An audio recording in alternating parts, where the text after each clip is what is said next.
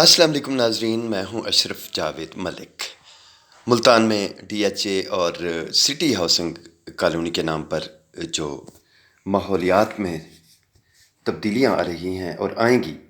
اس حوالے سے ایک نظم کہ میرے ملتان کو، میری پہچان کو کیسی بے رحمیوں سے گزارا گیا، جانوروں اور پرندوں کی بولی لگی، باغ آموں کا دولت پوارا گیا، مجھ کو کاٹا گیا، مجھ کو بیچا گیا، میں تو مارا گیا، میں تو مارا گیا، سبز پیڑوں پہ آرے چلائے گئے،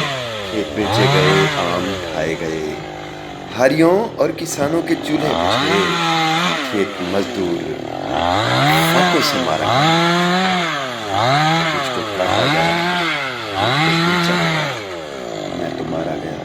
میں تو مارا گیا، کھیت گھٹتے گئے، باغ کٹتے گئے، جس طرف ظالموں کا اشارہ گیا، وہ مروت گئی، وہ محبت گئی، وہ سخاوت گئی، وہ نظارہ گیا، مجھ کو کاٹا گیا، مجھ کو بیچا گیا، میں تو مارا گیا، میں تو مارا گیا، میرے پرکھوں کی سب بستیاں بک گئیں ایک ہاؤسنگ کالونی کی بنیاد پہ، میری تاریخ، میری وراثت گئی، ظلم ڈھایا گیا میری اولاد پہ، میری یادیں گئیں، من مرادیں گئیں، میں گیا، میرا ماحول سارا گیا، مجھ کو کاٹا گیا، مجھ کو بیچا گیا، میں تو مارا گیا، میں تو مارا گیا۔